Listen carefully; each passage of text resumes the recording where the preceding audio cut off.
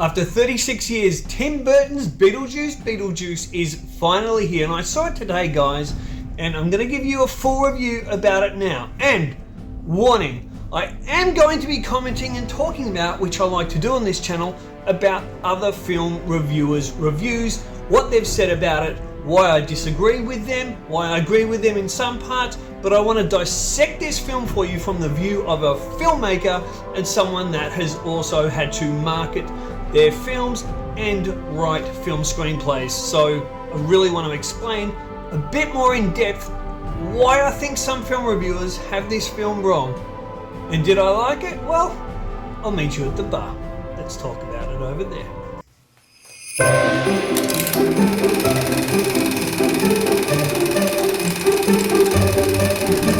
We should double our efforts.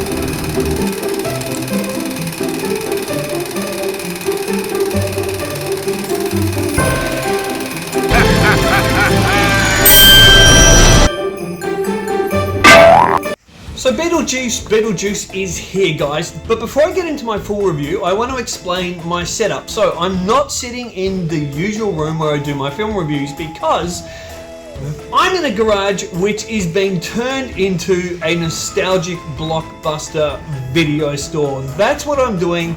Yes, I know it's crazy, and I'm going to be making videos on it and my mission to do this. So you can see behind me there's shelves, etc., and here's a few other images to let you know what I'm doing. So I decided to build a blockbuster video store in here. I've got shelves in here. I've got over 5,000 films I need to spread and put in here as well.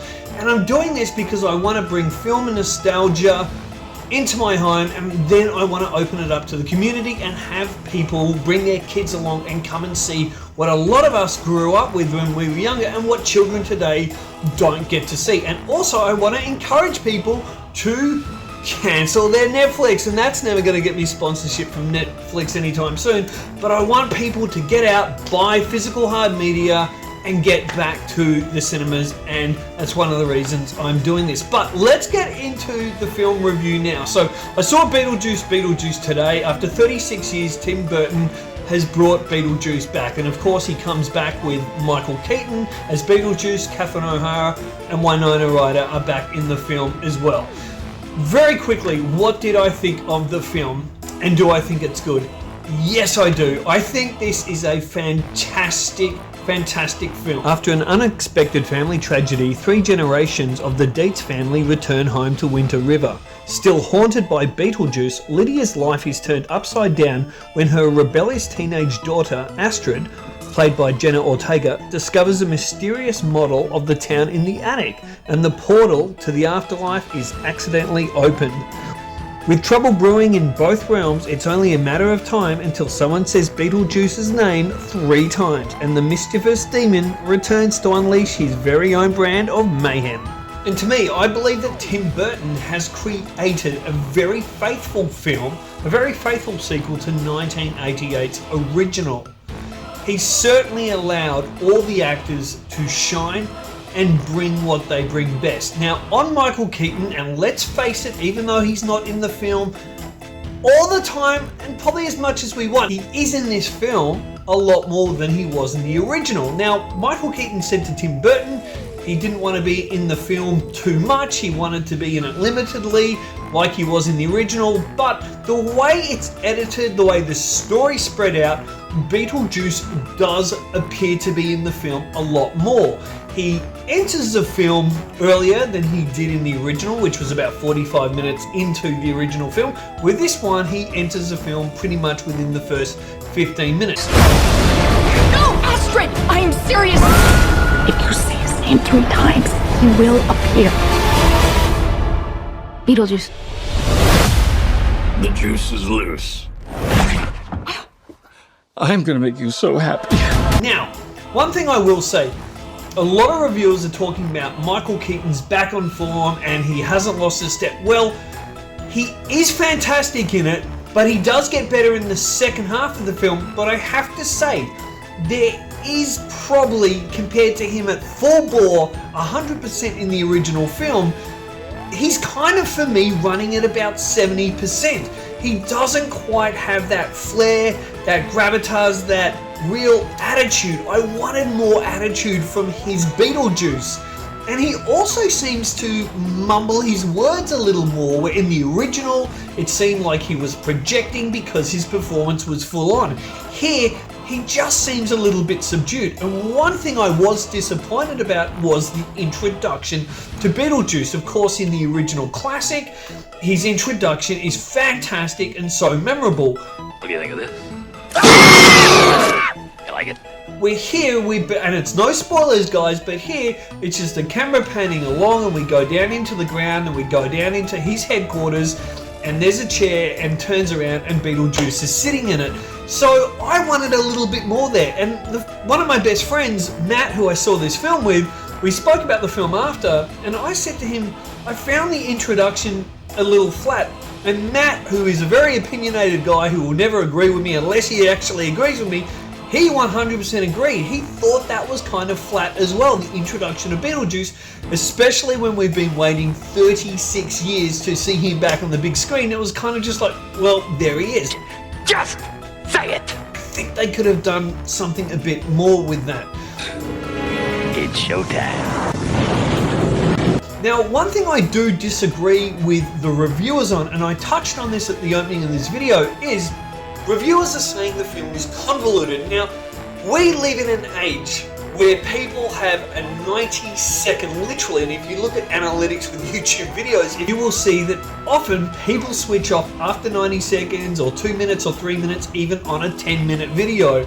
We're living in a generation which is me, and I want this now, I want to know this now, and flick. It's kind of like channel surfing. Oh, we'll go to the next one, go to the next one. That's what we're living in. So when people turn around and these YouTube reviewers say that the film is convoluted, I think it's because their concentration span is, I don't know, there's something wrong with it. It's not quite there. The film is not convoluted. And what a sequel needs to do is it needs to build on the original. And I think the way this film is designed, not necessarily designed to get you back to the cinema to see the film a second time, but designed in ways that when you do see it again, whether it's on streaming or you go and buy yourself a Blu-ray or 4K copy, that you will pick up so much more in the film on second viewings.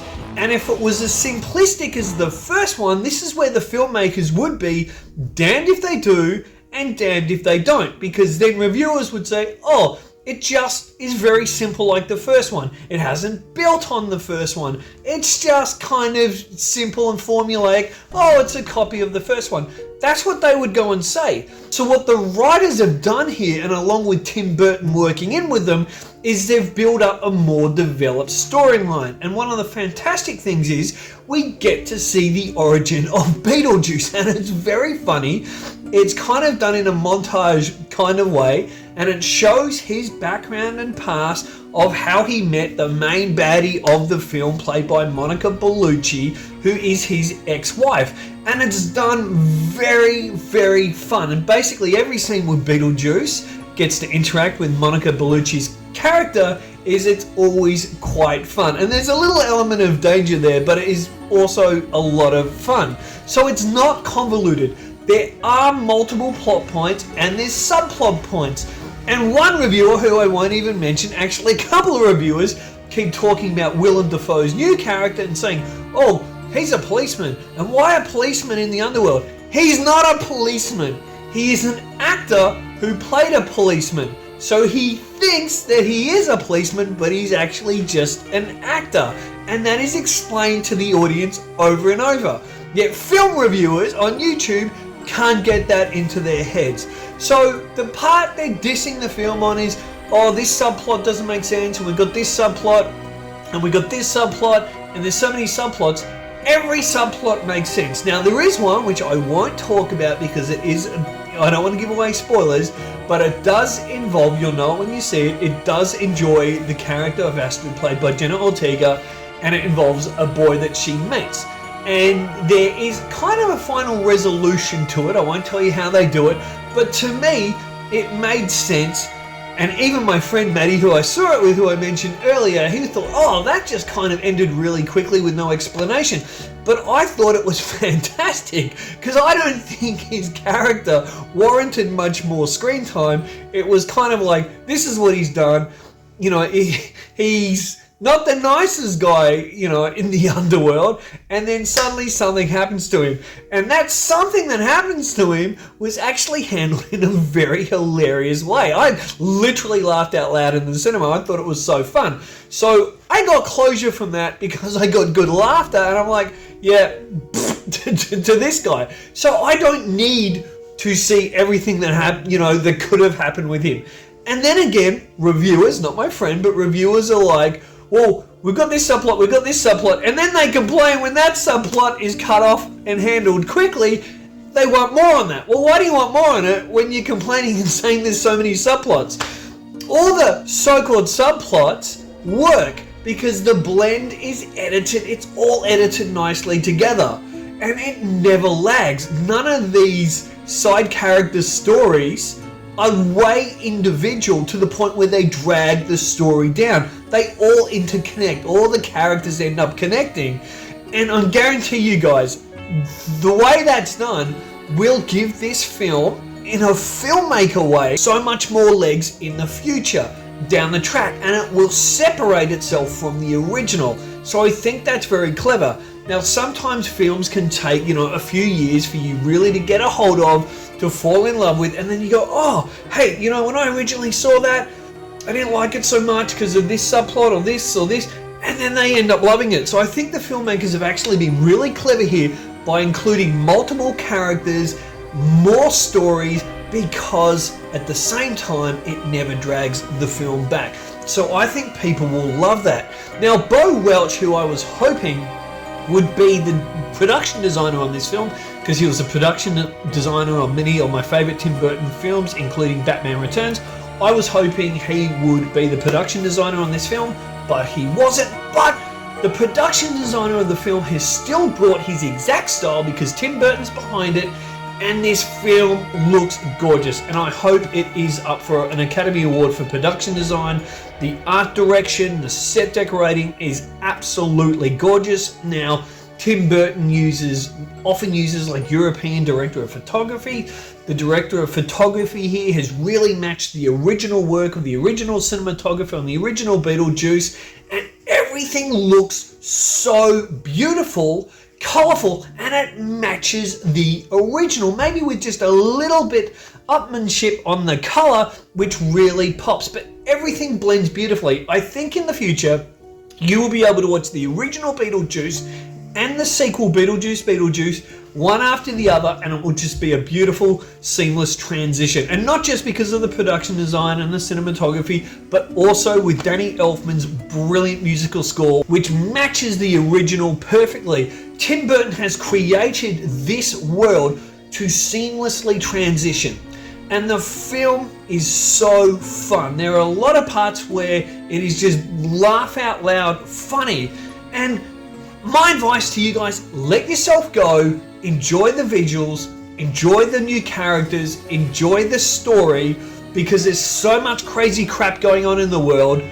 You get to go in, leave your problems behind, and just go in and say Beetlejuice, Beetlejuice, Beetlejuice 3 times and have fun and enjoy the added stuff, which is not convoluted at all.